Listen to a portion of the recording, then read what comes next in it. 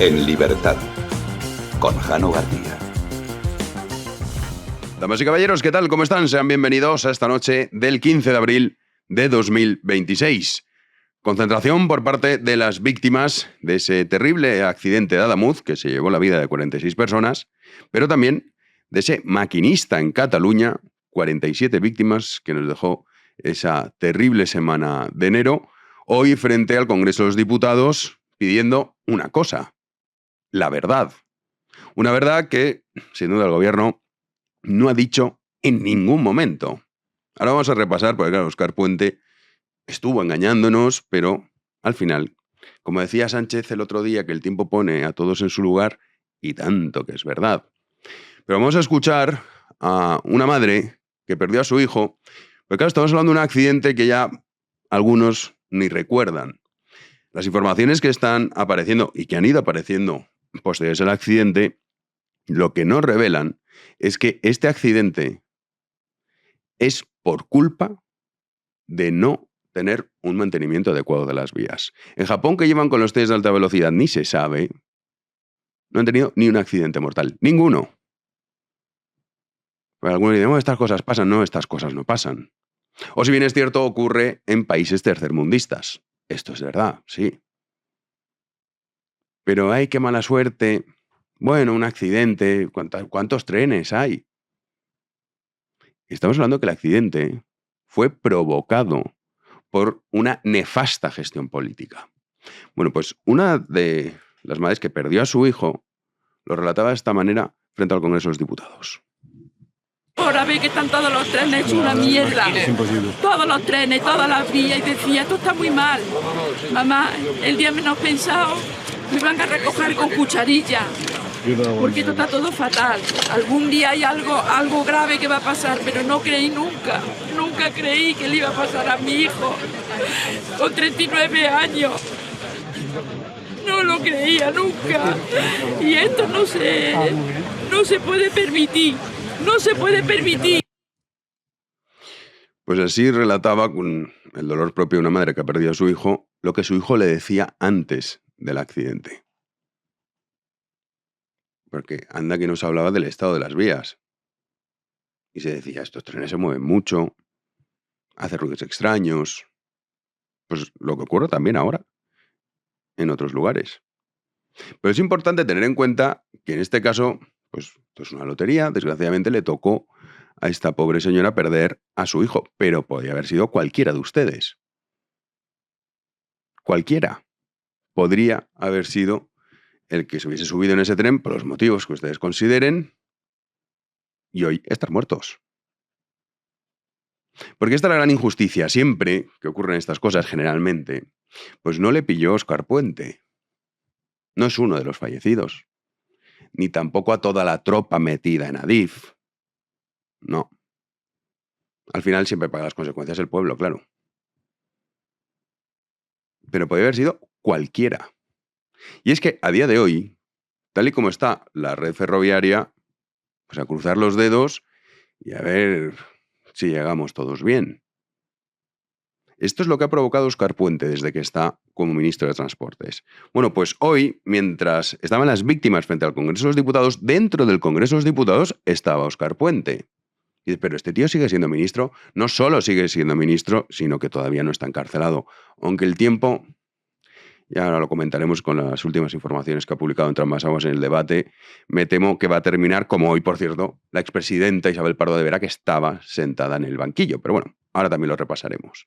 Mientras sucedía esto, mientras las víctimas estaban desoladas frente al Congreso de los Diputados, Óscar Puente dentro, mientras le exigían la dimisión la oposición, decía que no, que él ya ha dado muchísimas explicaciones y que en todo caso tendría que ser Juanma Moreno el que diese explicaciones por el 112. ¿Que no se lo creen? Escuchen. Y ahora le voy a hacer yo una pregunta. ¿Cuándo va a asumir el señor Moreno Bonilla, su consejero, y el gobierno de Andalucía la responsabilidad que le corresponde, que es ni más ni menos que dar explicaciones urgentes a las víctimas de Adamuz en relación con esta gravísima negligencia? Como he hecho yo desde el primer día que ocurriera el accidente? accidente. Yo no le pido que dimita, solamente le pido una cosa muy sencilla. Salga y responda a estas acusaciones. Muchas gracias. Pues ahí lo tienen. Óscar Gután, con escasos metros, estaban las víctimas de ese accidente exigiendo responsabilidades a Juanma Moreno. Y ya lo han conseguido dar la vuelta. Hombre, pues ya lo vimos con la Dana, esto no iba a ser menos. Y además siempre con el mismo argumento muy estúpido y muy absurdo de es que ha dado explicaciones. Que da igual las explicaciones que uno dé. Es que esto es una cosa que, vamos, solo faltaría que el ministro, el máximo responsable, no dijera nada cuando hay 46 muertos. Y cuando a las pocas horas, 47 con ese pobre maquinista en Cataluña. No ha explicado, hombre, ¿cómo no lo va a explicar? Solo faltaría. Pero en una sociedad sana, el problema de todo esto es que a los españoles da igual, ¿eh? O sea, esto es lo grave. En una sociedad sana, en realidad, Óscar Puente, pues claro, la presión hubiese sido tan brutal que no sería ya ministro. De hecho, yo dimito. Incluso, supongamos que no tiene, de verdad, ninguna responsabilidad. Que es una cosa fortuita, mala suerte, lo que ustedes quieran, da igual. Es tu responsabilidad. ¿Qué pasa? Que estos saben, la PSOE sabe perfectamente que la sociedad española, pues es como es. Y tenemos lo que nos merecemos, ¿eh? No es nada injusto. Queda todo exactamente igual, todos con su día a día, habitando en esta miseria cool, de bueno, ya, pero yo me tomo unas cervecitas, unas cañitas, y en verano pues me voy a un camping y desconecto, muy bien, fenomenal. Ahora si sube un tren, pues a lo mejor luego está su madre frente al Congreso de los Diputados, como hemos visto, exigiendo únicamente la verdad. Una verdad que no se dijo desde el primer momento. De hecho, cuando ocurrió el accidente, Óscar Puente decía, uy, qué raro es esto en una recta, qué raro. Luego dijo que qué mala suerte, porque si no llega a pasar el otro tren, claro, si no llega a pasar el otro tren es descarrila un tren de alta velocidad, pero no hay víctimas mortales. Y lo peor es que no hubiese pasado nada. No hubiera pasado nada. Bueno, no fue así. Y nos estuvo diciendo, cuando ya se conocía, todos los técnicos decían, hombre, no, pues mira, esto es el mal estado de la vía. Que tampoco porque había sido renovada completamente. Lo escuchamos. Tenemos una vía recién renovada. Ha sido renovada completamente. Es una vía completamente renovada. Cuya renovación total se inició en el año 2021 de una infraestructura completamente renovada y que en principio no tiene que tener ningún problema para asumir la carga de tráfico que tiene. Dijo esto y acto seguido, claro, pues salieron numerosas informaciones diciendo no es mentira, no ha sido completamente renovada. Entonces fue a Silvia Inchaurrondo, claro, es la que mejor servicio hace a la PSOE, a decir que en realidad completamente renovada no quiere decir que se renueve completamente. Es decir, tomando a los españoles por deficientes mentales. Pero insisto, tienen razón y motivos para hacerlo, porque aquí estamos. A la sociedad española le da exactamente igual el accidente de Adamuz. Esa es la realidad. Entonces, bueno, pues como esto lo saben, dijo eso, ¡ay, que me han pillado! Bueno, pues mañana ¿dónde está Silvia? Y digo que en realidad quiere decir otra cosa. Renovación integral lo que quiere decir es que esa vía se renueva de punta a punta, no en todos sus elementos. Se revisa íntegramente y se sustituyen todos aquellos elementos que técnicamente se considera deben ser sustituidos. Pues no, las palabras son pues lo que hizo Óscar Puente. Pero claro, esto lo explicó cuando le pillaron.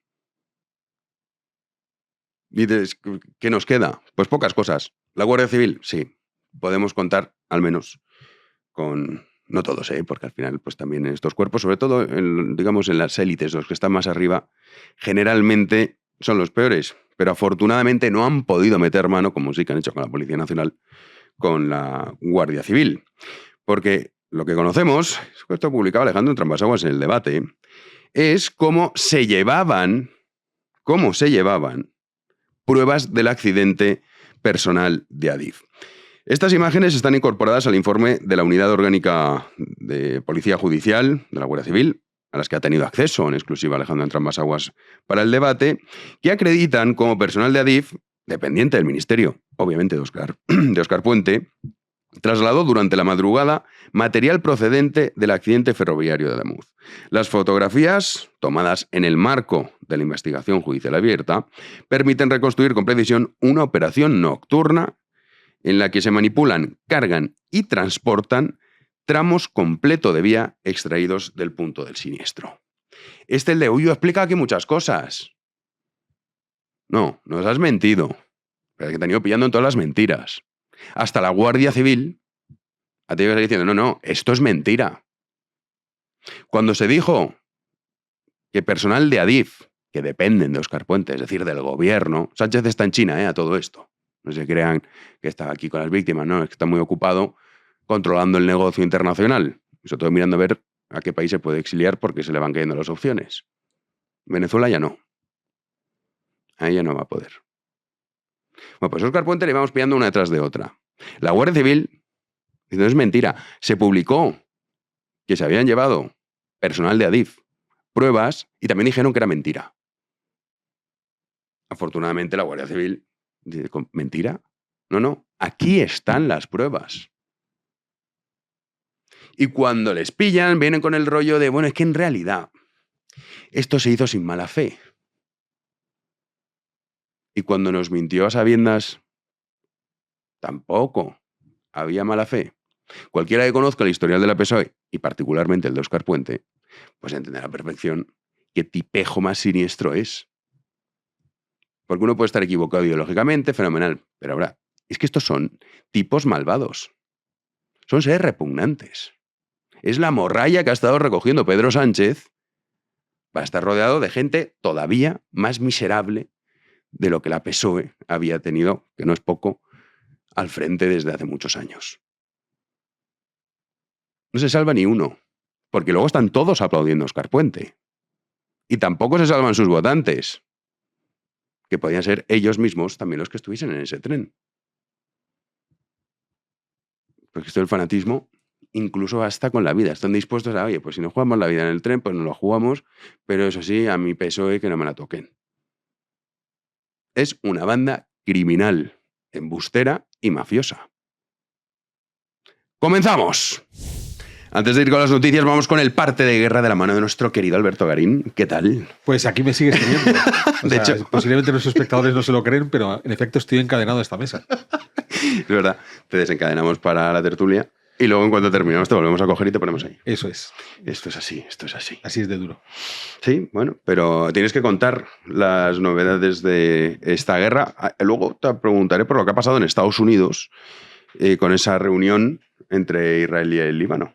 Pero si quieres empezamos por el bloqueo. Vale, venga. Entonces, ya comentábamos ayer el hecho de que ese bloqueo que ha anunciado Estados Unidos, que lo que pretende es impedir que barcos que tengan como origen o destino Irán puedan circular.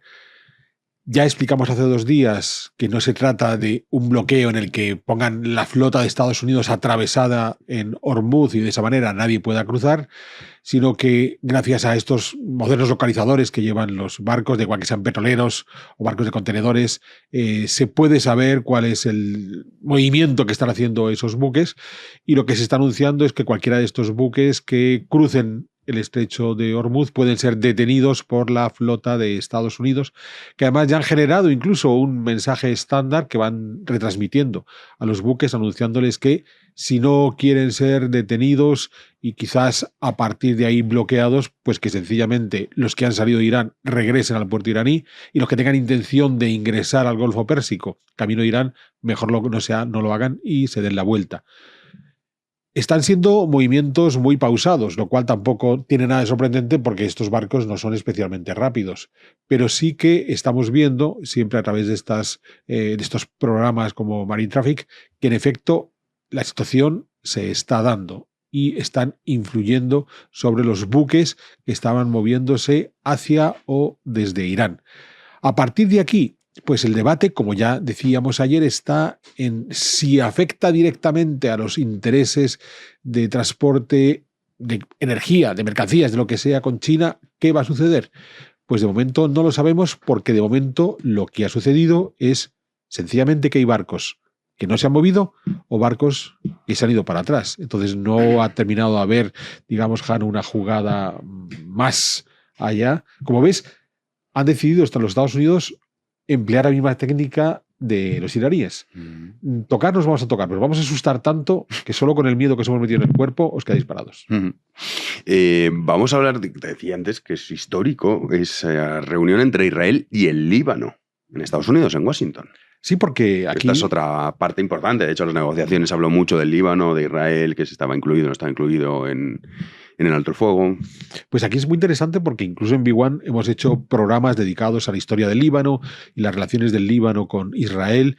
Esa singular contradicción que supuso que cuando surge el Estado de Israel a partir de 1948 y los otros estados vecinos que habían surgido en los años inmediatos le declaran la guerra, el Líbano también entró en esa declaración amplia de guerra, pese a que el Líbano en ese momento, 1948, era un país mayoritariamente cristiano, de modo que se unió al movimiento generado por el resto de los países araboparlantes del entorno en una extraña solidaridad, o quizás apostando a un caballo que creían ganador y que no lo fue.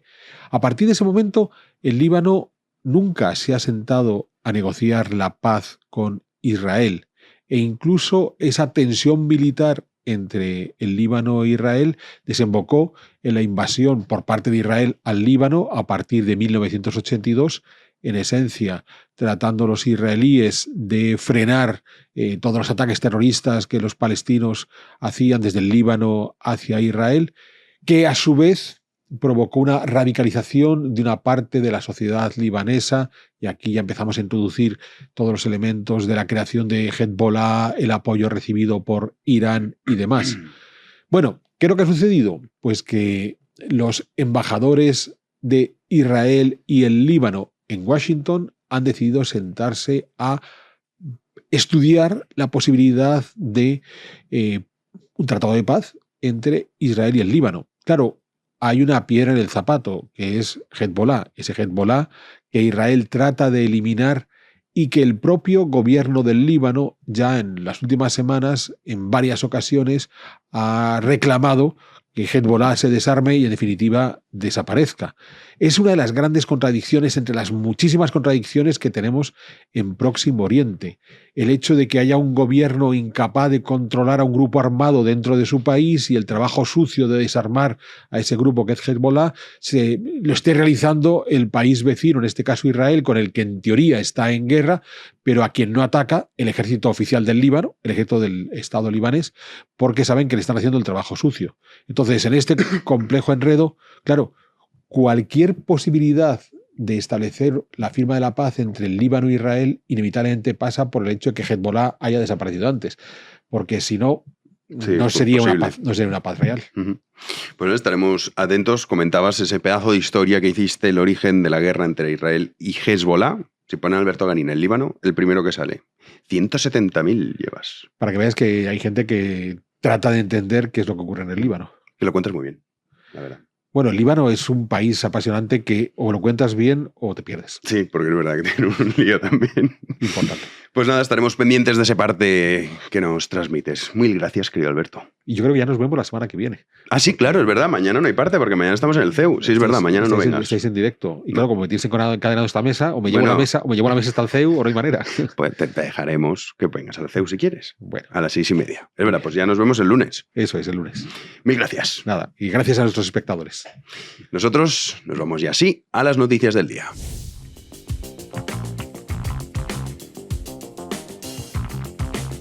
Recibimos un día más a Juan Ander Ruber. ¿Qué tal, Juanan? Hola, Jano, ¿qué tal? Muy buenas noches, ¿cómo estamos? Pues aquí viendo la desvergüenza de Óscar Puente, que le pedí explicaciones a Juanma Moreno. Manda narices, cuando a los pocos días de ocurrir la tragedia dijo que lo que había hecho la Junta de Andalucía era intachable, que no le podía poner ni un pero claro, amigo mío, estamos de cara ya en la recta final antes de que empiece la campaña para las elecciones de Andalucía y toca atacar, que no seré yo el que defienda a Juanma Moreno, pero en este caso, vamos a ver, claro, y encima tú mismo defendías la gestión que había hecho la Junta de Andalucía, pero o sea, que es PSOE puro y duro. Sí, PSOE puro y duro, Jesús Montero también, y no, uy, es que estaba el 112... Y dices, oye, impresionante. Mientras van robando piezas y pruebas con nocturnidad y alevosía. Bueno, afortunadamente esto va a acabar en un juzgado, claro. Es que los tiempos son lentos y ya veremos en qué queda, pero es desde luego una desvergüenza tener un tipejo tan miserable como Óscar Puente. Pero bueno, hablando de Adif, hoy, claro, porque fíjate que decíamos muchas veces, esto que hablamos de aquí, que las mascarillas, es que, o sea, vamos a ver, que sí, que muy mal, que nos roben la pasta para enchufar a sus queridas está fatal. Pero que es la punta del iceberg. Pero vamos a ver, o sea, que estás hablando de 47 muertos. Y estos están ahí sentados en el Congreso de los Diputados y los otros, que sí, están sentados poco a poco. A ver si algún día vemos ahí a Óscar Puente. Ha salido la hermanísima, Isabel Pardo de Vera, que era la expresidenta de Adif. En este caso sí le tocaba hoy declarar en el Tribunal Supremo. De hecho, el Alto Tribunal cierra este miércoles la segunda semana del juicio por presunta corrupción en contratos de mascarillas contra José Luis Ábalos, Koldo García y Víctor de Aldama, una jornada en la que estaba citada, como decimos, la expresidente de Adif, Isabel Pardo de Vera, investigada en la parte del caso que instruye la Audiencia Nacional, que incluye presuntas mordidas en adjudicaciones de obra pública y en contrataciones como, por ejemplo, la de Jessica. La también exsecretaria de Estado de Transportes ha negado en varias ocasiones haber tenido participación directa en los contratos de mascarillas, contratos adjudicados por entes públicos como Adif en plena pandemia. Su actuación, según sostiene, se limitó a remitir los contactos que el exasesor ministerial, Koldo García, en prisión provisional junto a Ábalos, le había dado previamente. Sobre Jessica, en cuanto a su contrato, reconoce que pasó su currículum a INECO y sobre su relación íntima con Ábalos, pues le llamó por teléfono para decirle lo siguiente. Vamos a escuchar a Pardo de Vera. Y le llamé y le dije, ministro, no es posible continuar la relación contractual de esta persona, lo entenderás. Por lo tanto, ni ampliación, ni nuevo contrato, ni nada. A lo que el ministro me contesta, lo que tú hagas, por supuesto, faltaría más, bien hecho estará. Pues esa ha sido la declaración de Pardo de Vera, a la que, por cierto, he visto especialmente nerviosa. Hombre, y que no es para menos, lógicamente. Cualquiera en su situación pues estaría así. Claro, porque uno lo escucha y dice, oye, que tía más íntegra, que se entera. Y dice, no, hasta aquí, esto no. Vamos a ver, la presidenta de Adif, primero, ¿cómo sabe que vence un contrato? Pues me está diciendo que la presidenta de Adif se dedica a ver los contratos de pringados como Jessica, porque era una pringadilla más. Pues de repente se entera, uy, este contrato, vamos a ver qué hacemos. No, claro, porque ya sabías de qué iba el asunto. Efectivamente, ya sabías de qué iba el asunto. Y bueno, ahí están los WhatsApps que hemos conocido con Koldo, con Ábalos. Estaba nerviosa, muy nerviosa. Sí. Yo cuando la estaba escuchando digo, ostras, menuda papeleta la que le toca defender, pero bueno, es que, en fin, siendo presidenta de Adif, en medio de todo ese meollo, y lo importante, lo más destacado son esos mensajes, ¿no?, que ha publicado la UCO en sus diferentes informes, que bueno, evidencian que evidentemente había ahí, valga la redundancia, pues una relación de intereses, ¿no? Y eso que borró contenido de su teléfono móvil también, como el fiscal general. Claro, sí, es una práctica de eliminar habitual, pruebas, sí. Es una práctica muy habitual de la PSOE. Bueno, la PSOE está indignada. ¿Cómo van a estar ellos indignados? Sí, porque, que también a quién se le ocurre, ¿cómo se llama este señor? José María Sánchez. Pues en fin, bueno, vamos a repasarlo, pero mal. Sí, vamos a repasar porque el Partido Socialista ha redactado una declaración institucional contra el diputado de Vox que se encaró con el vicepresidente del Congreso. Ha promovido dicha declaración tras ese incidente protagonizado por el diputado José María Sánchez. Se encaró al vicepresidente del Congreso después de que Gómez de Félix le negara la palabra. Vamos a ver ese momento.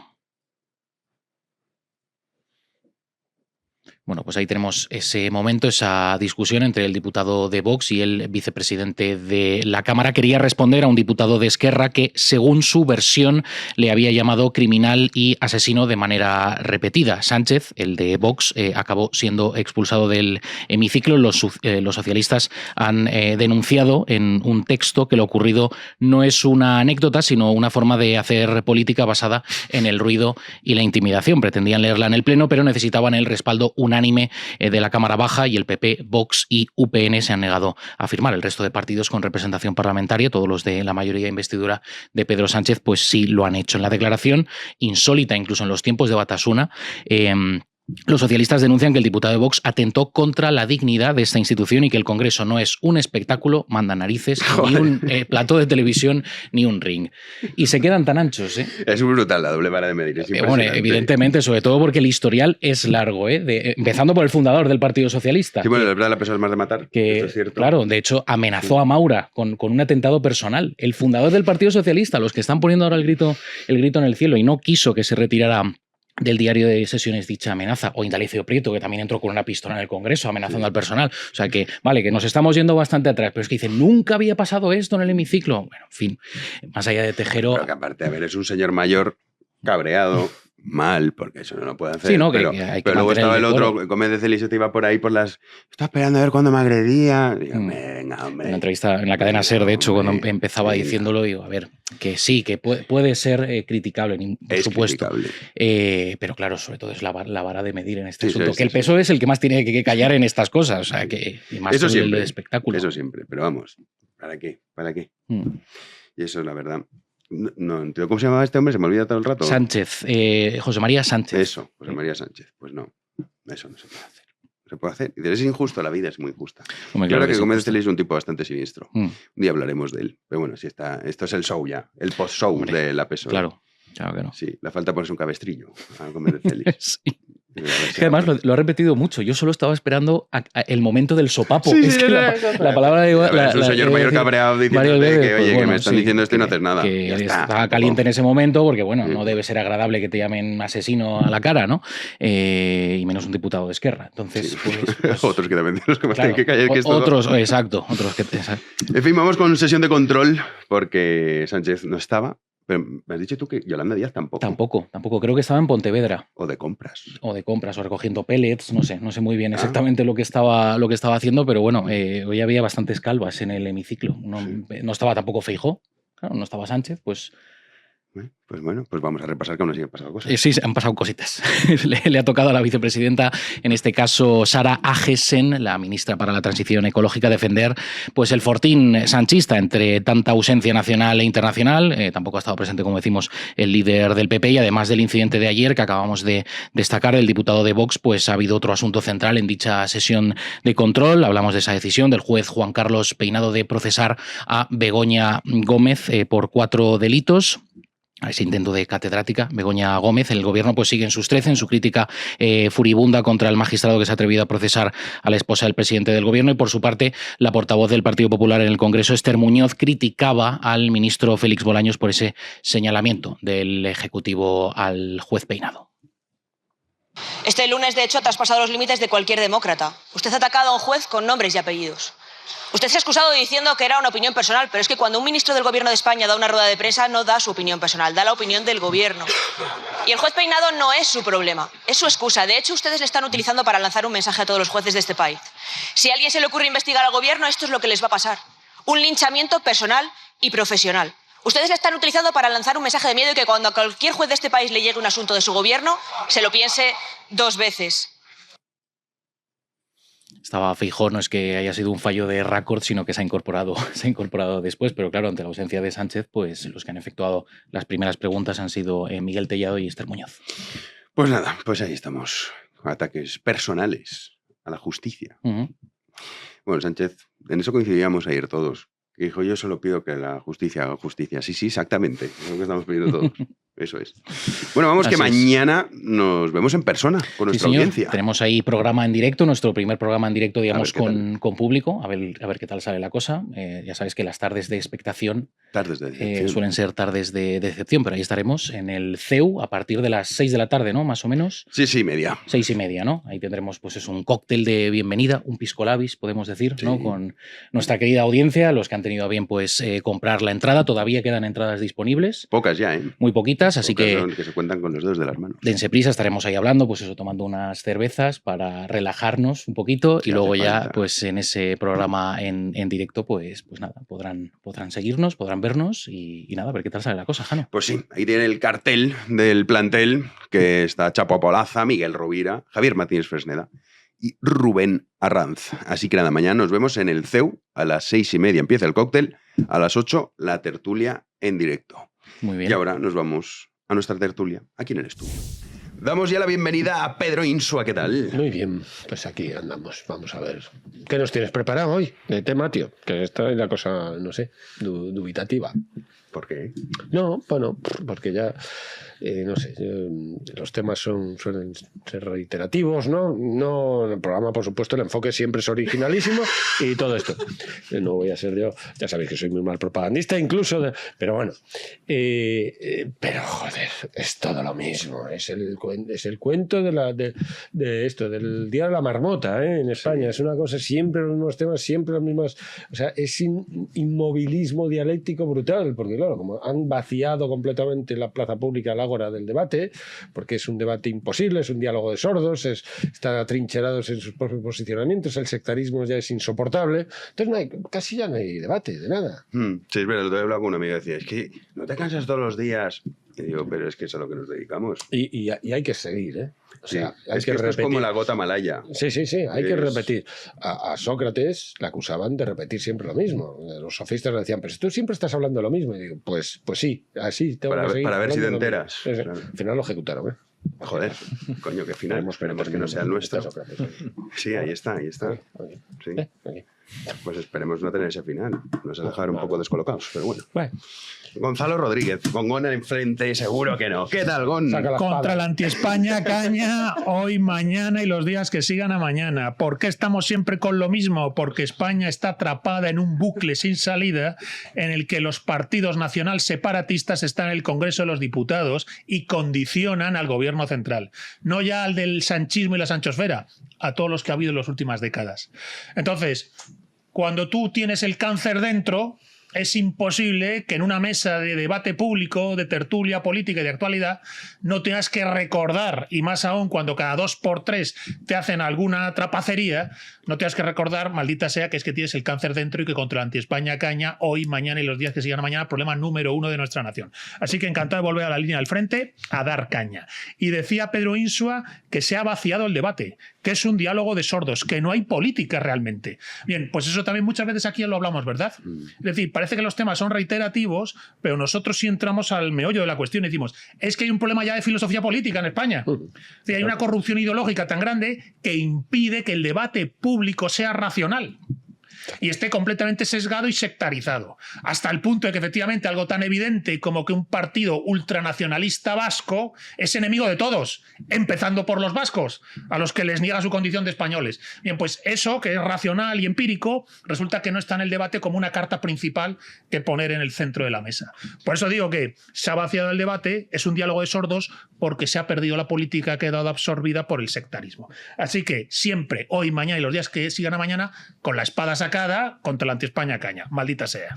Ahí. ¿Ves? Ahora ya. Sí, esto es otra cosa. De otro modo. Javier Crevillén, ¿qué tal? Muy bien. Me he un poco enardecido después de estas introducciones. Hombre, si hubiera una guerra, perdona, la arenga la tendría que hacer Gonzalo. Sí, y iríamos todos detrás. Yo creo que sí. Estoy de acuerdo. Ira y fuego, sombra, todos los lemas tendrían que las divisas. A mí me gusta la de Theoden, la de los campos de Pellinor ahí, la de muerte, ahí chocando con la espada todas las lanzas, tal, algo así, ¿no? Y es verdad que cuando uno, pues, al final siente que está atrapado en una rueda y el PSOE está dando la manivela y siempre es lo mismo, ¿no? Porque pasan cosas, nadie dimite, todo se olvida y demás. Hay dos problemas que hay que siempre evitar, ¿no? Porque es muy fácil caer espiritualmente en ellos, ¿no? El primero es la desesperanza, o sea, el pensar que ya está, que hemos perdido, que hay que rendirse, ¿no? Porque uno siente que nada de lo que hace fructifica y que entonces pues cae en la desesperación, ¿no? Y en la desmovilización. De hecho, la ciudadanía está completamente desmovilizada. Seguramente hemos pasado la época de España que menos manifestaciones y menos protestas y menos cosas ha habido en nuestra historia, y es un poco por esto, ¿no? Por la sensación de que ya todo es infructuoso, nada sirve, ¿no? Y luego la segunda es el imputar a la gente mala, ¿no? Como cualidades sobrehumanas, ¿no? Y decir, joder, es que ante esto no se puede hacer nada, ¿no? Es que el PSOE es una especie de ente que lo controla todo, que no hay manera de resistirse a esto, ¿no? Y creo que hay que luchar contra esos dos males y luchar ahí cada uno en lo que se pueda y en los pequeños espacios que nos dejen y no rendirse, no tirar la espada. Pues mira, evitar para eso... el derrotismo, digamos. Efectivamente, sí. Es verdad que hay días que cuesta, yo lo reconozco. Nos pasa. Pues desde el Juanín que decimos... Joder. Pero... Sí. Por desgracia cada vez es más habitual, además. Sí, porque es desesperante decir, pero ¿y cómo puede ser? Porque a mí una de las cosas más graves estábamos con el caso del que lo comentaremos, del caso Koldo, que decían los cachondos al principio. Yeah. Mira la calidad de Koldo, y cabrones. Pero de las cosas más graves, para mi modo de ver, que ha pasado en España es el accidente del tren de Adamuz.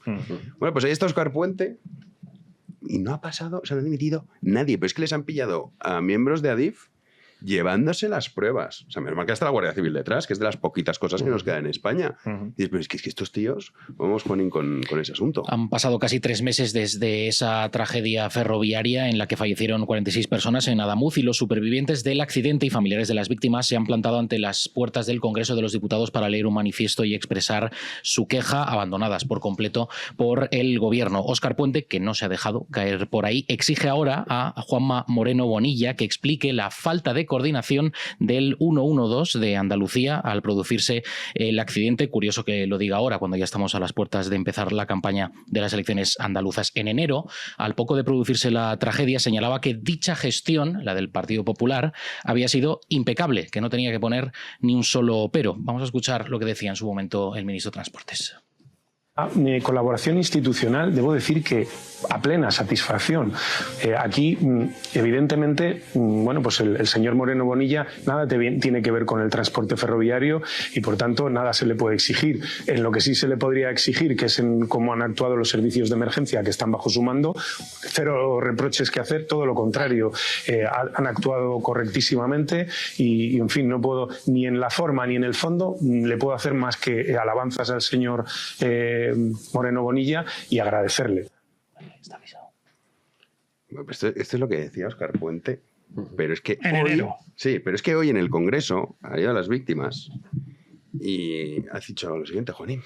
Sí, eso es lo que decía hace apenas 3 meses, pero ha cambiado por completo el registro Óscar Puente, el ministro de Transportes, cuando le exigía a Juanma Moreno Bonilla pues que contase toda la verdad. Este era el momento en el Congreso de los Diputados. Y ahora le voy a hacer yo una pregunta. ¿Cuándo va a asumir el señor Moreno Bonilla, su consejero, y el gobierno de Andalucía la responsabilidad que le corresponde, que es ni más ni menos que dar explicaciones urgentes a las víctimas de Adamuz en relación con esta gravísima negligencia? Como he hecho yo desde el primer día que ocurriera el accidente. Yo no le pido que dimita, solamente le pido una cosa muy sencilla: salga y responda a estas acusaciones. Muchas gracias. De hecho, Jano, me estaba acordando cuando dijo Puente hace 3 meses lo de que había estado impecable y tal. Todos presumían de que Puente por fin estaba tendiendo puentes, valga la expresión, que por fin en la clase política estaban hablando... Presumían de ellos, sí. Bon. A ver, con 46 muertos en caliente, pareciera que les entró un poco de cordura, ¿verdad? Pero visto está que la corrupción ideológica y el sectarismo emergen. Y entonces en el Congreso de los Diputados, ahora donde dije Diego, digo, como se diga, ¿verdad? Te cambia el argumentario. A ver, creo que Óscar Puente, a la vista está, es una persona cargada de soberbia y de arrogancia. No sé de dónde le vendrá, pero lo que tiene es soberbia y arrogancia. Y con 46 muertos y todo lo que nos vamos enterando sobre el accidente, las pruebas, que si se escondieron, que si volvieron, que si la Guardia Civil, por lo menos podía tener un poco de humildad. Frente a los muertos, tener un poco un gesto de humildad. No lo tienen porque yo creo que la clase política, en general, se mueve en esas coordenadas de arrogancia y de soberbia. Creo que la clase política, no sé si es entre el cargo, el sueldo, el modo de vida que genera, ¿no? El estatus sociocultural que se genera, funcionan como una casta extractiva, en el sentido más, ¿no? Casi de antiguo régimen, ¿verdad? Como una casta extractiva. La gente normal no puede ni ganar ni tener el estilo de vida, de riqueza, de prosperidad y de espaldas aseguradas que tienen los políticos. Y los políticos tienen un nivel de riqueza, de ingresos y de espaldas aseguradas completamente alejados de la realidad del español medio. Y encima pareciera que el estatus político en España te ubica por encima del bien y del mal. Porque digas lo que digas, pase lo que pase, no te va a afectar, ¿verdad? Hemos llegado a un punto donde da igual la corrupción, da igual los muertos de Adamuz, da igual la gota fría de Valencia, ¿verdad? Aquí no ruedan cabezas nunca, nadie agacha la cabeza y dice tengo que dimitir, etcétera.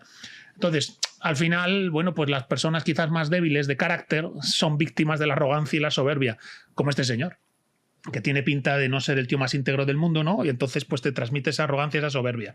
Pero vamos, lo que hay detrás de esto es que la casta política, la clase política, la verdad es que está fuera del mundo. Es que 46 muertos son 46 familias con un drama para toda la vida. Y tú con esa chulería hablando de eso.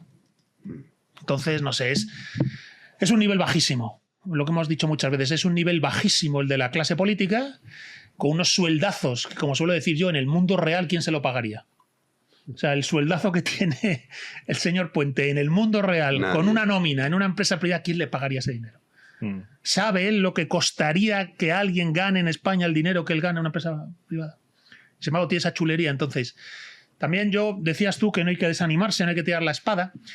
Y yo creo que lo que hay que hacer es radicalizarse, ¿eh? Los que me conocen saben que no tengo pelos en la lengua. Yo le digo a la juventud, entregaros a la radicalidad, a la beligerancia y la intransigencia. Radicalidad, beligerancia e intransigencia, porque hay 46 muertos y parece que ha dado igual. Y fue la gota fría en Valencia y parece que ha dado igual. Y pillaron al Ábalos, al otro y al de la moto, y Pedro Sánchez salió con carita de pena diciendo que es que bueno, que le habían engañado. En lugar de decir, me tengo que ir, joder. Que 2 veces mi mano derecha la han pillado.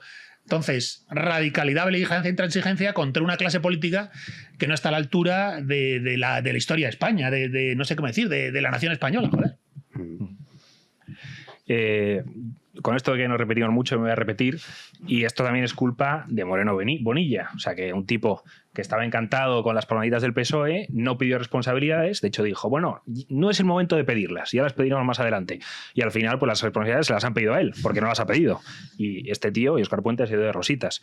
Entonces creo que esto es importante decirlo, y es verdad que España en estos últimos 2 años, o bueno, más, estos últimos años, se han ido rompiendo cosas, ¿no? Y se vio, por ejemplo, con los afectados del volcán de La Palma, ¿no? Cómo al final les metieron en contenedores. Con lo de la Dana, yo creo que hay una ruptura, además, de afección y de todo respecto al régimen que todavía no se ha manifestado, o sea pero que está ya en el corazón de muchos españoles. Y hubo una cierta reacción, ¿no? Que estuvo muy bien, y que aunque fue criminalizada luego por también todos los medios, pero que estuvo muy bien. Y con lo de Adamuz, pues no ha habido mucha reacción, pero ya hay algo, son cosas que se van rompiendo, ¿no? Los españoles, y que puede que tengan, si saben ser conducidas, puede que tengan una repercusión más adelante. Respecto a la clase política, yo quería también hacer una reflexión, elevándome un poco a ciertas divagaciones, y es cuando en la República de Platón habla de que cómo es posible la expresión de ser dueño de uno mismo, ¿no? Dice, claro, si uno es dueño de uno mismo, al mismo tiempo también es esclavo de sí mismo, ¿no? Porque si yo estoy dominando sobre mí mismo, también me estoy como esclavizando. Y entonces dice, ¿cómo se resuelve esta paradoja, ¿no? Y entonces esto se resuelve con las partes del alma, ¿no? Que dice Platón, ¿no? La parte racional, la fogosa, la irascible y la concupiscible, ¿no? Entonces dice, uno es esclavo de sí mismo cuando la parte concupiscible, cuando lo más bajo de uno mismo, ¿no? Cuando las pasiones más bajas son las que dominan, ¿no? Y entonces uno es esclavo de lo que le pasa, de lo que se le ocurre, de las cosas que... Y entonces acaba haciendo cosas que no quiere hacer, ¿no? Porque está esclavizado por esa parte baja, ¿no? Y sin embargo, uno es dueño de uno mismo cuando la parte más alta, ¿no? La razón, sirviéndose de la fogosidad, ¿no? de la voluntad, ¿no? Pues domina las pasiones y las va encaminando, las va educando hacia el bien, ¿no? Entonces ahí uno se convierte en dueño de uno mismo. ¿Qué pasa? Cuando lo que está haciendo Platón en la República es siempre una analogía entre el hombre y la política, ¿no? Entre el hombre y la polis. En esta analogía, en esta traslación hacia la ciudad, uno es dueño de uno mismo, ¿no? O una ciudad, un país, una comunidad política es dueña de sí misma cuando la parte más excelente gobierna sobre las demás, ¿no? Y las va ordenando y van actuando todas, digamos, con una unidad de acción. Y hay una verdadera representación y una verdadera identificación, ¿no? de las partes, digamos, más bajas con las altas. ¿Por qué? Porque buscan su bien y porque todas, digamos, que remamos a una hacia un bien que nos compete a todos, ¿no? Y hacia una plenitud que nos compete a todos. Entonces ahí una comunidad política es dueña de sí misma y hay una verdadera acción autoconfigurante, ¿no? Que esto es como Aristóteles entiende la política, ¿no? Como una acción autoconfigurante que nos va configurando como comunidad, ¿no? Sin embargo, aquí es todo lo contrario. Aquí somos esclavos de nosotros mismos. O sea, estamos gobernados por lo peor de la sociedad, sin que haya verdadera representación, sin que haya identificación, porque nuestros gobernantes sirven a todos los intereses menos a los intereses de los españoles, y entonces somos de algún modo rehenes de nuestro propio Estado. Y esto, hay una conferencia de Juan Bautista Fuentes que habla un poco de esto, cuando habla de la Primera Guerra Mundial y de las obras de Junger, de Tempestades de Acero, y de Viaje al fin de la noche, de Celine, ¿no? Y entonces dice que esta última, la de Viaje al fin de la noche, es un ejemplo de esto, ¿no? Un ejemplo literario de uno que es rehén de su propio estado, o sea, uno que sí, o sea, que es esclavo, digamos, de su propia comunidad, ¿no? Y que va siendo, luego el personaje es lamentable también. Pero que creo que esto hay que tenerlo muy en cuenta. Si me dejas, perdona, va a parecer una cuña publicitaria, pero bueno, es de lo que yo hablo en mi libro. La forja, el carácter y la personalidad como el argumento político número 1. La República, Platón se dice, el argumento primero es la formación de los miembros de esa república, porque tienen que cultivarse en fortaleza de sí, en gobierno de sí. Porque quien no se gobierna a sí mismo, desde esa estancia superior, anagógica, racional, como queramos llamarlo, quien no es capaz de tener un principio de autoridad, jerarquía y orden sobre su mero yo de temores, apegos, neuras, deseos, vanidades, quien no tiene autoridad, jerarquía y orden sobre sí mismo, no es libre. Entonces, la sociedad solo puede darse esa acción autoconfigurante y libre cuando ha construido personas que se gobiernan a sí mismos. Bien, en las antípodas de la República de Platón estarían las democracias que tenemos a día de hoy realmente existentes, donde se funciona justo al revés. Justo al revés. Entonces, más allá de la cuña publicitaria, yo en mi libro, no sé si con mucho o con poco acierto, y bebiendo precisamente, básicamente el platonismo, no solo, pero básicamente el platonismo, yo planteo que la acción primera a día de hoy de contestación a la situación actual es construirte a la contra de esa poshumanidad alienada de sí misma, incapaz de tener la imagen del platonismo de la auriga, el carro y los caballos, ¿no? ¿Quién manda el auriga, verdad?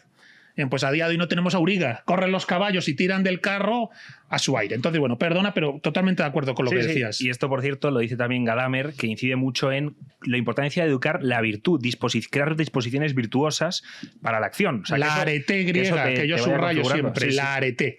Frente a la visión, digamos, de las democracias liberales, que es el sistema, ¿no? El sistema. Con un sistema de contrapesos o de procedimientos ya no hace falta la virtud, ¿no? La virtud, digamos, que es una especie Está muy bien explicado. de cosa moral que ya hay que superar, y entonces con una especie de sistema y no. Al final tenemos lo que tenemos. La raíz de la tradición europea está la arete. En el momento en que le das la espalda, te surge la sociedad demagógica, decadente y casi degenerada por la que transitamos. Pero perdona que absorbemos... No, muy bien.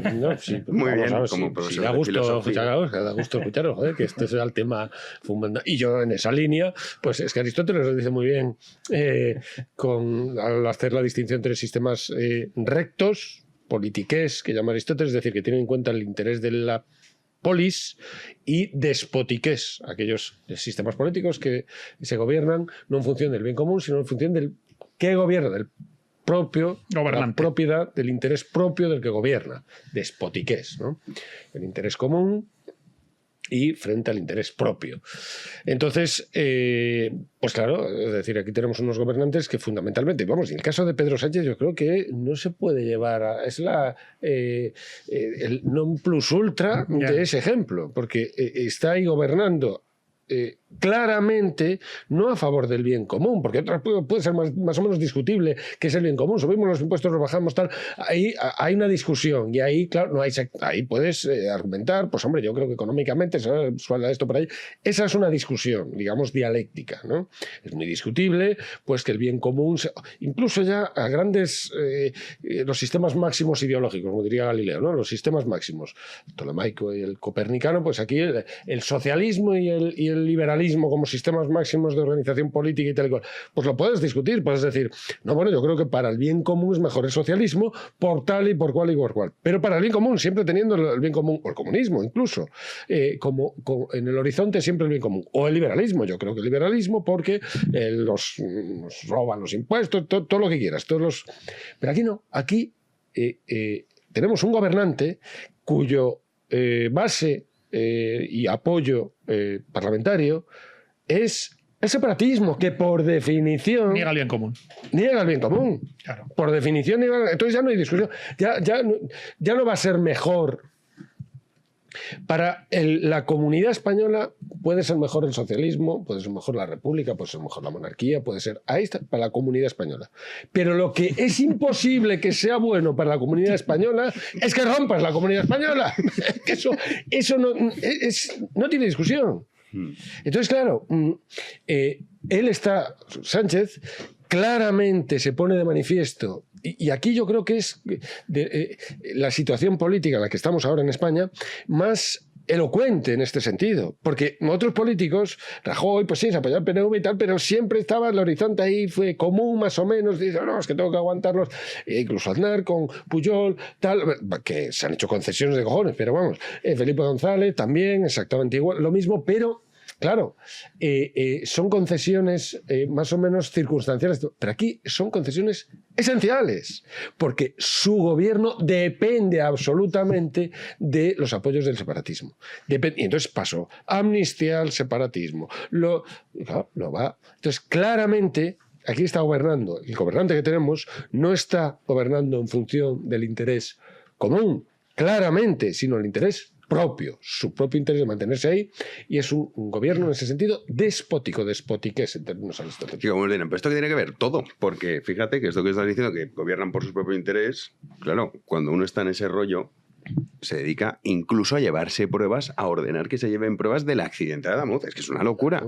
Vamos a repasarlo, Juanín. Menos mal que la Guardia Civil está detrás de todo esto, que acabará siendo el asunto juzgado. Ojalá pronto. Sí, porque la Policía Judicial de la Guardia Civil ha remitido en un informe a la justicia que acredita lo siguiente, que el jefe de base de Adif, encargado de ejecutar los trabajos sobre la vía tras el accidente de Adamuz, reconoció ante los agentes que llevó a cabo la retirada de material durante la madrugada y que entendía que esa actuación, abro comillas, no tenía respaldo legal. El documento, ya incorporado a la causa como pieza separada, fija la secuencia de decisiones que afectaron a elementos clave del siniestro, tal y como ha podido saber el debate, que es el que ha publicado en exclusiva esta noticia. El propio responsable operativo describió ante la Guardia Civil la cadena de mando que dio lugar a dicha intervención. Según su testimonio, la orden partió del subdirector de operaciones de mantenimiento de Adif, dependiente a su vez del Ministerio de Transportes. Es que es una barbaridad.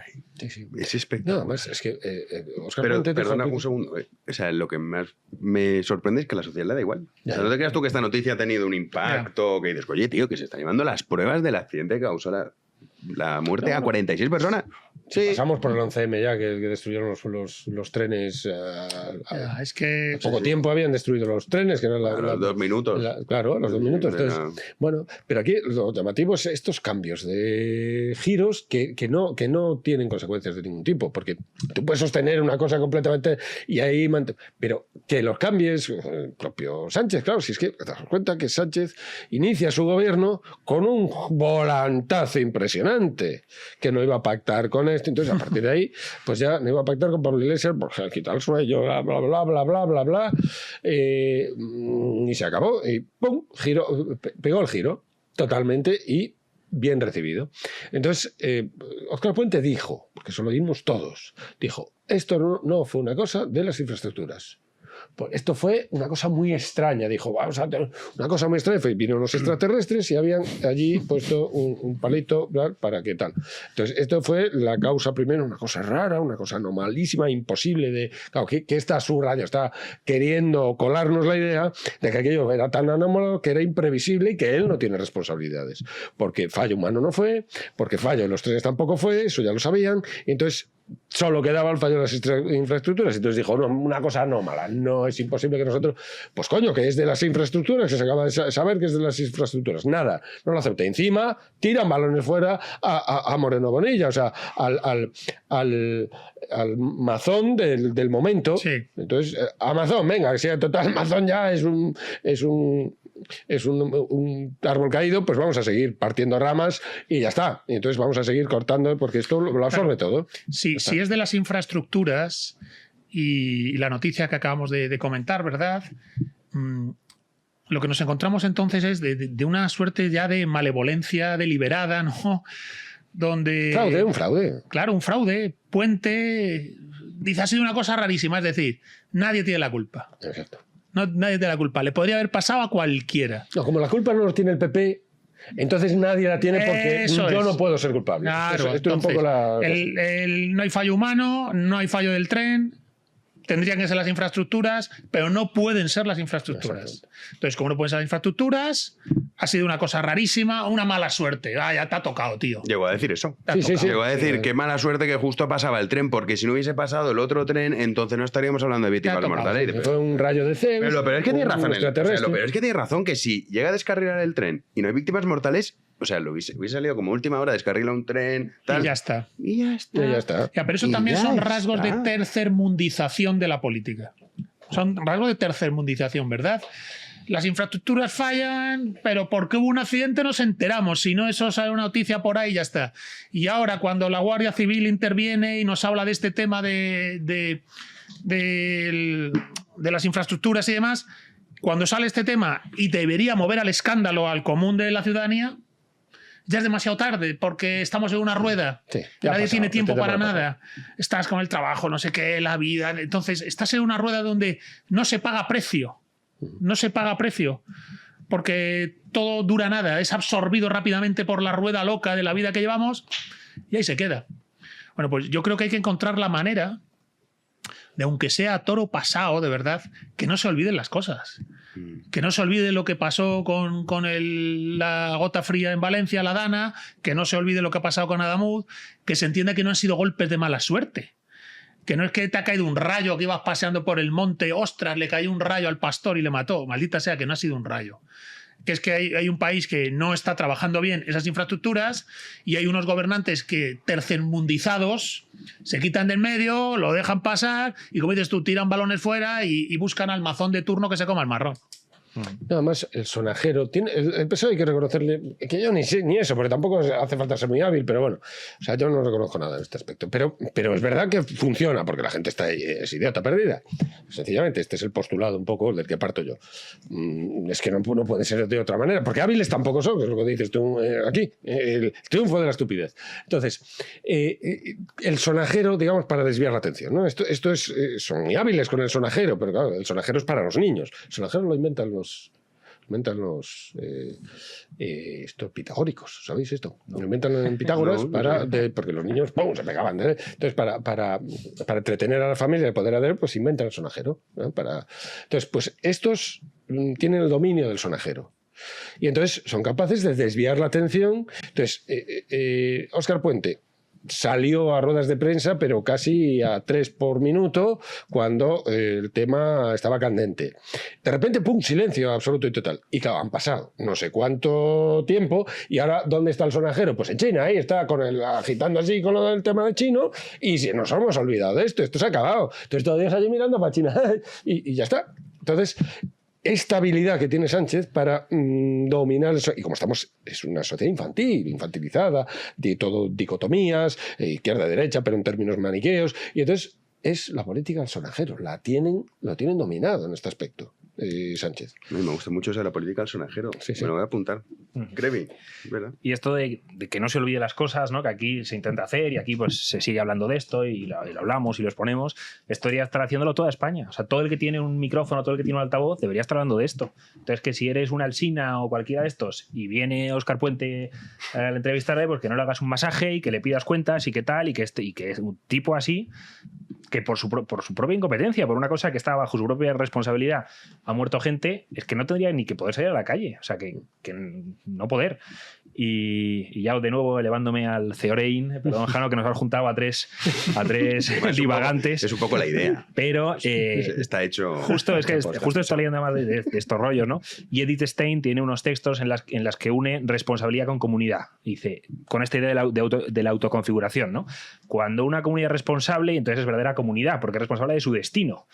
En el momento en que ya la comunidad no hay responsabilidad en la comunidad, se diluye, deja de ser comunidad, porque los destinos pues ya no son de la propia comunidad, no tiene, digamos, no es el Lauriga que está ahí manejando los caballos, sino que no se sabe de quién, ¿no? Y esto es un poco lo que pasa. Y aquí hay que volver a traer el muy actual y nunca resuelto el dilema este de Bokenforde, ¿no? De que las democracias liberales viven de presupuestos que ellas mismas no pueden garantizar. Y es que creo que esto es así. O sea, que nos hemos pensado que a través de un sistema, ¿no? Pues como hace Rawls, ¿no? Voy a hacer un sistema, una especie de cosa kantiana en el que desde fuera, pues yo voy a diseñar una cosa para que todo funcione, ¿no? Sin que haga falta ningún tipo de moral. Y al final lo que pasa es que llega un gobierno como este, que al final son los que acaban llegando, ¿no? pues gente sin escrúpulos, gente que el propio sistema les da igual, ¿no? Porque dicen, ¿por qué voy a prestar adhesión a este sistema, ¿no? Si no hay ninguna moral detrás, tampoco hay moral para prestar adhesión a este sistema. Con lo cual voy a usarlo para mi beneficio, voy a malearlo todo lo que pueda, voy a colocar a mis talibanes en instituciones clave y ya está, ¿no? No, pero el tema moral ya lo tienen resuelto. Ellos están en el pedestal de la superioridad moral, el pedestal del progresismo. Están ahí subidos. Y esta acción tan soberbia, con engreimiento, lo que hemos visto ayer, que protestó el diputado de Vox, protestó y tal, pues la respuesta es desde ese pedestal de la superioridad moral. El tema moral está resuelto. Ellos están en la superioridad. Y la derecha y la extrema derecha, que son como un pack, pues están en la inferioridad moral. Y da gracias, ¿no?, que están ahí en las instituciones porque no deberían estar. Esta es la concepción que tienen. No deberían estar. Se traslada transversalmente esa idea. Claro, cuando haya plenitud democrática. Coloquialmente llaman derecha, extrema derecha. Sí.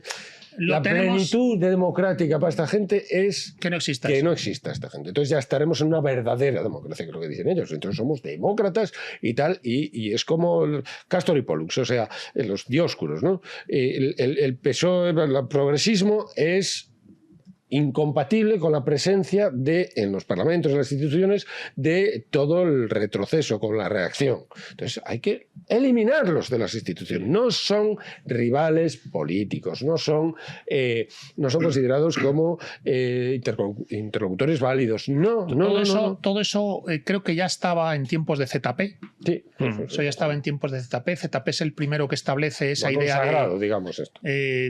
Estaba antes. Están aquí, pero ahí se cristaliza, y luego tiene un acelerón potente con Podemos. Sí. Podemos a día de hoy, vamos a decir que ya no existe, lo que queramos. Bueno, es que la PSOE es Podemos. Claro, exacto. Pero yo si pudiera hablar con Pablo Iglesias le diría, oye, no te lamentes ni estés tan rabioso, que parece que el tío está rabioso cada vez que le entrevistan o algo, y estate tranquilo que en parte lo has conseguido. Ha muerto de éxito. Es decir, has podemizado el debate público, has podemizado las redes, has podemizado el periodismo, has podemizado al PSOE. Y entonces ahora todo el que no está en la sanchosfera efectivamente no debería estar aquí. E incluso la anti-España, que efectivamente es contraria al bien común, no es un problema. El problema es Franco. Y aparte Franco vuelve, como no te vengas muy arriba porque eres muy tonto, ¿eh? No te creas que eso tiene mucho mérito. No digo esto porque no parece que... Sí, no, que lo pinta como un genio. No quería decir que fuera un genio de la... Pero oye, pero que eso, igual que pasará con Sánchez, qué listo es. Bueno, a lo mejor es que tú eres retrasado mental. Exactamente, es que es así. Un poco con Pablo Iglesias. Porque es muy simplón. ¿Cómo habla, ¿Cómo habla? Sí, habla, fenomenal. Es que es muy bueno.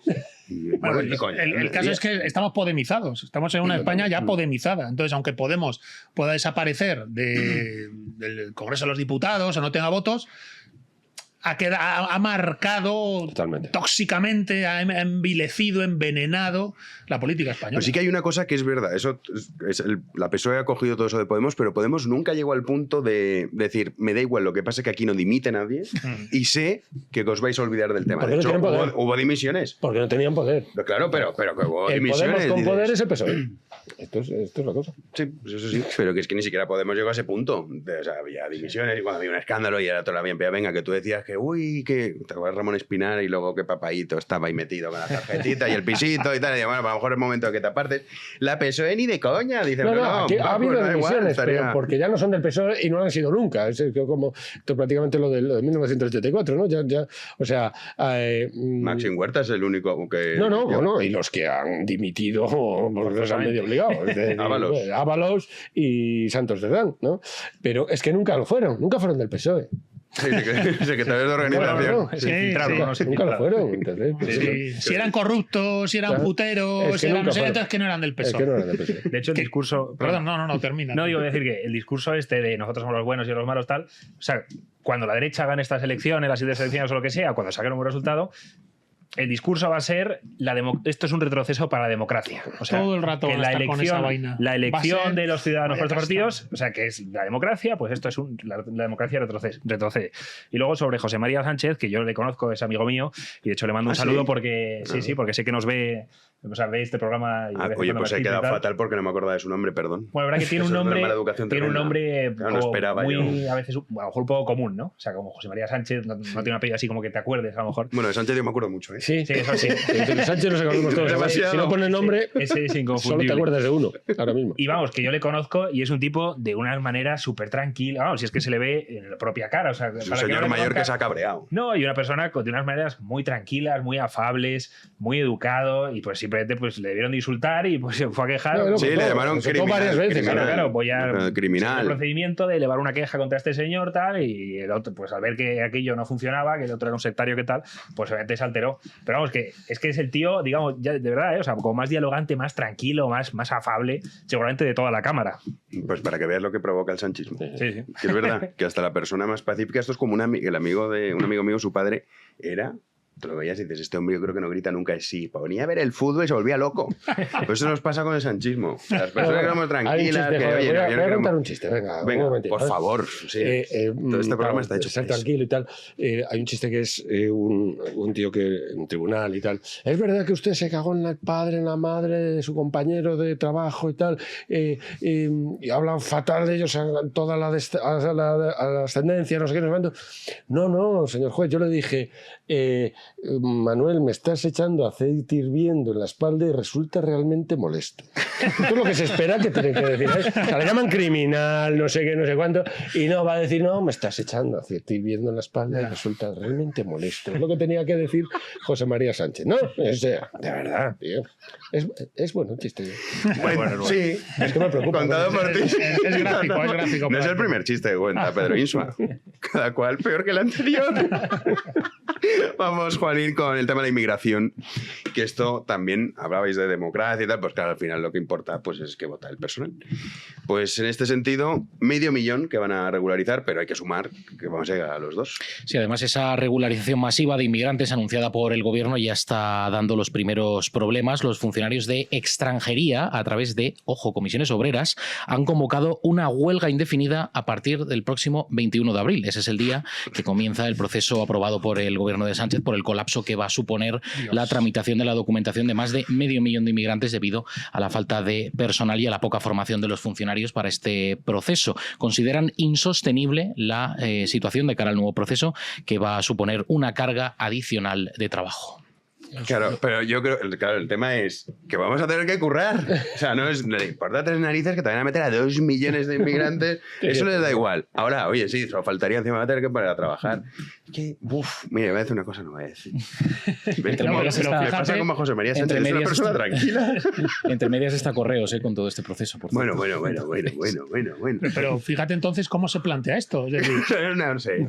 Regularizan 500.000 de inmigrantes, que pueden ser más, y no tienen manera de hacerlo. Es decir, desde comisiones obreras que no serán sospechosos de filofascistas, resulta que dicen, oye, vamos a tener que hacer una huelga, que no damos abasto. Que tú dirás, igual no quieren trabajar, vale, pero da la impresión de que el sistema no es capaz de asumir el disparate de esa regularización masiva.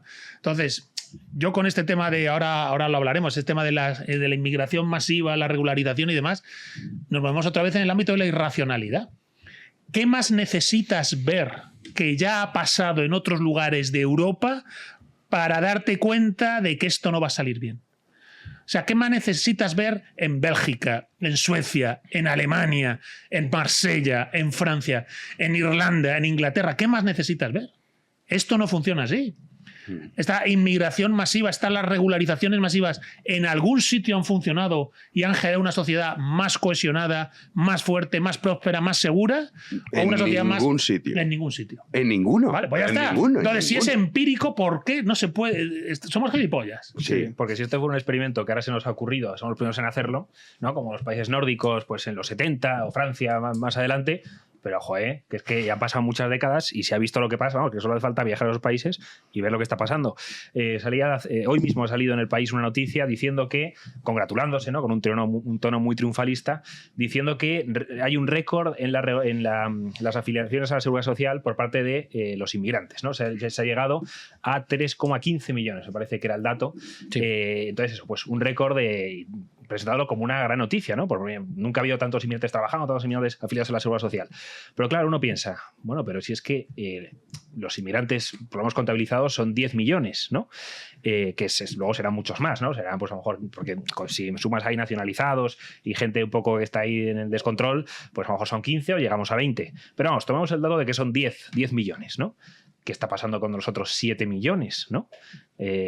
Porque, digo, hay... 3 millones y medio, ¿no? Dices... 3 millones con 1, con 15, con... 50.000. Sí. Es que... Entonces, claro, los inmigrantes están afiliados a la Seguridad Social en 16 puntos menos que los españoles. Pero ¿qué pasa? Que además, si coges sus franjas de edad, los migrantes tienen una franja de edad, digamos, más de edad laborable, mucho mayor que la de los españoles. Porque españoles, activa, o sea, claro, la edad activa. Claro, porque españoles hay muchos más ancianos y muchos más niños, ¿no? Y sin embargo, tienen 16 puntos menos. Entonces, ¿qué está pasando aquí, no? Luego también ha salido otra noticia, no sé si hoy o ayer, también del País, también congratulándose de que se habían convalidado más de 65.000 títulos universitarios, ¿no? Sobre todo a los médicos, ¿no? 30.000 médicos, ¿no? Entonces, tenemos a españoles currando para la BAU que les dé la nota que con un 13 y pico no entran a las universidades para estudiar medicina, y estamos aquí convalidando pues títulos universitarios de médicos que a saber de dónde vienen o qué está pasando, qué tal. Entonces, o sea que al final se están destruyendo el tejido productivo y o sea, además de todas las capas, los estratos, digamos, porque se decía, vienen a hacer los trabajos que nosotros no queremos hacer, ¿no?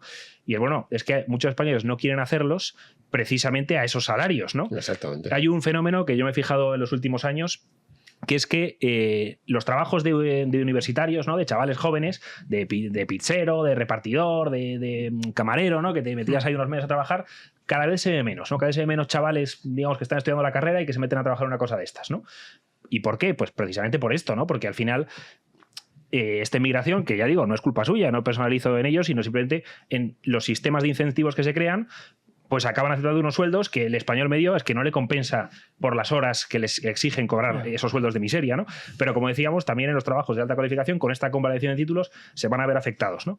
Pero bueno, imaginemos que hubiese pues una avalancha de, yo qué sé, de noruegos y de chinos, de asiáticos que trabajan un montón, que son súper listos y que vienen todos a trabajar, ¿no? Y que efectivamente van a pagar nuestras pensiones y van a trabajar y vamos, gente que viene a cubrir por su trabajo de todas las cualificaciones, cosas que nos hacen falta, ¿no? Que este es el argumento de mucha gente, ¿no? Así que los que vengan a trabajar, bienvenidos. Si vienes aquí a cobrar pagas, pues no. Y yo digo, es que un país no es una empresa. O sea, eso es. Un país es un hogar, es una casa, ¿no? Un país no es una empresa. ¿No? Para mí ese es el tema al final más importante también. Yo creo que tener esto claro es muy importante, ¿no? Y muchas veces desde estas ideas un poco socioliberales es curioso que han abrazado el nacionalismo más idealista del finales del 19, principios del 20, pensando que una nación es una especie de suelo mágico, ¿no? Una especie de fuerza telúrica, que uno llega aquí, se pasa aquí un tiempo y ya se convierte mágicamente en español, ¿no? Y no, España, por mucho que me guste esta idea, y que es verdad que aquí yo creo que con Gonzalo estaré de acuerdo que hay hay cosas, hay ciertas inspiraciones o fuerzas que generan un pueblo, sí, pero lo cierto es que España no es un suelo mágico, sino que era un país en el que vivían los españoles. Y entonces, si cada vez van viviendo menos españoles en ese suelo, pues cada vez España dejará de ser más España, ¿no? Y lo estamos viendo en las formas comunes, en formas de urbanidad, en que el metro de Madrid pues está que recordar formas muy habituales y muy normales de urbanidad que antes estaban muy integradas por la sociedad española y que ahora ya no, precisamente por esto. También ha sido una noticia que en Navacerrada unas imágenes que estaba todo lleno de basura y tal. Y esto los españoles tenían muy integrado lo de cuidar el medio ambiente, lo de cual había siempre algún capullo que dejaba ahí una lata. Sí, pero por lo general no. Entonces, claro, cuando ese país en el que antes vivían los españoles, cada vez no viven los españoles y cada vez van viviendo más españoles, pues deja de ser España. Sí, como si nos fuésemos todos los que estamos aquí a Japón. Claro. Y en 5 años no seríamos japoneses y jamás entenderíamos el rollo reproduciríamos japonés. El modo de vida español que nosotros tenemos. Obvio. Y entonces, pues, mira, yo siempre Japón dejaría de ser Japón. Yo he estado en Islandia, es uno de mis sitios favoritos del mundo. Es un lugar precioso. A mí me gusta el frío, la nieve, el rollo escandinavo de las sagas vikingas, los volcanes, los glaciares. y es un lugar diminuto. No sé si vivían ni medio millón de personas. 300.000. Sí. Poquísimo. Y casi Una vez todos. fueron a un partido de fútbol y estaba la mitad de la población. Y casi todos en Reykjavik. O sea, tú sales de Reykjavik con el coche alquilado y te recorres una isla vacía. Entonces yo digo, pues mira, los islandeses estoy seguro que no tienen nada en contra de los españoles. Estoy seguro. Te puedes ir a vivir allí y te ligas a una islandesa y el islandés dice, joder, pues mi hermana se va a casar con un español y es un tío así muy divertido, lo que tú quieras, vale. Pues si en un país que vive en escaso medio millón, o menos 300.000, emigramos 200.000 españoles, nos cargamos la isla. O sea, los islandeses dirían, perdone, no tenemos españofobia, pero si no os importa os vais a tener que ir. Porque Islandia está dejando de ser Islandia. Porque Islandia también es un recorrido histórico, antropológico, secular. Existe, por decirlo así, la estirpe de los islandeses desde la Edad Media, que llegaron aquí los vikingos y luego los irlandeses y no sé qué. La Edad Mayor, la Edad Mayor. Claro, y no pasa nada porque venga a vivir un español. Si en general el español no es racista, si el español no se le pasa, tiene un vecino negro, le da igual. Aquí la cuestión es cuando dices, no, es cuando el proceso de sustitución demográfica, de, no sé, de alteración del paisaje humano, ¿no? De desfiguración del paisaje humano, es evidente. Entonces, los islandeses dirán, ¿dónde vais, tío? Una cosa es que vengan unos españoles, otra cosa es que se produzca o sea, que Islandia deje de ser Islandia. Bien, pues este tema que tú has sacado es el que ya ni siquiera se puede mencionar. Porque inmediatamente es racismo y no sé qué. Digo, que no es racismo, hostias. Es una cosa evidente, empírica. Yo también pongo el ejemplo de los Masái. Los Masái es una especie de nación sin Estado, ¿verdad? Son en orden tribal, se reparten en distintas naciones políticas, por decirlo así. Y si habéis estudiado los Masái, pues es un pueblo admirable, ¿no? Es un pueblo guerrero. Hace años ya no lo hacen, pero para formar parte de la élite guerrera tenías que cazar un león, ¿vale? Tenía una técnica con la cual con un escudo, una lanza, tú ponte a matar un león, ¿vale? ¿Vale? Bien, pues yo digo, me encantan los Masái, ¿vale? Pues si yo me voy a vivir con ellos no pasa nada. No pasa nada, pues mira, te has hecho hoy medio Masái, no lo sería nunca, pero bueno, ahí tal. Pero si nos vamos al país de los Masái, 100.000 españoles a vivir con ellos, ¿qué crees que pasa? ¿Te cargas a los Masái o no? Ellos mismos dirían, oye, mira, esto no puede ser. Vamos a dejar de ser lo que somos.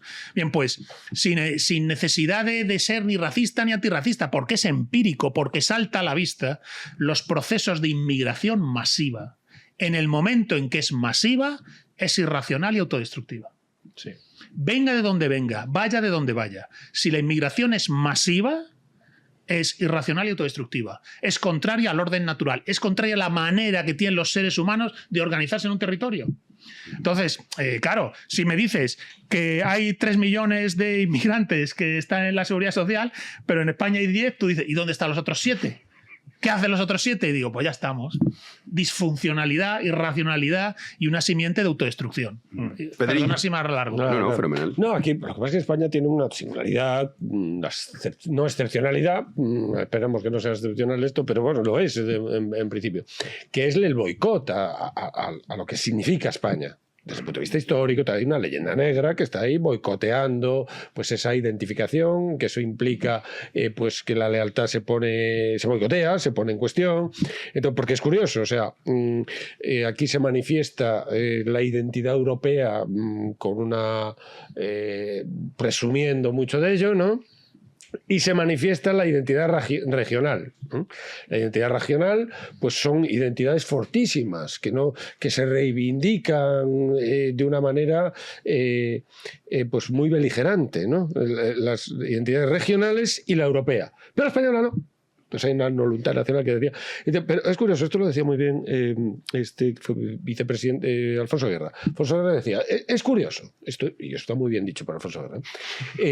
Tú coges Galicia, según el estatuto, es una tierra maravillosa, allí enraizada no sé cuándo, tal, y Nilo Tempore, una leyenda, tal, para el Breogán, el libro de los celtas, para arriba y para abajo, según una fortaleza identitaria, tal.